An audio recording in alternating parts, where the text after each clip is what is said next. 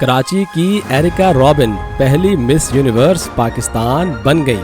جی ہاں، لاہور کی ہیرا انعام، راولپنڈی کی جیسیکا ولسن، پینسلوینیا سے امریکی نژاد پاکستانی ملکہ علوی اور پنجاب کی سبرینا وسیم بھی مقابلے میں شامل تھی۔ ایرکا رابن کا مس یونیورس کا ٹائٹل جیتنے کے بعد کہنا تھا کہ وہ پاکستان کا مثبت امیج اجاگر کرنے کے لیے اس مقابلے کا حصہ بنی ہے۔ ایرکا رابن نے کہا کہ میں چاہتی ہوں کہ پوری دنیا پاکستان کی ثقافت سے روشناس ہو۔ میں سب کو دعوت دیتی ہوں کہ پاکستان آ کر یہاں کی ثقافت اور مہمان نوازی سے لطف اندوز ہوں۔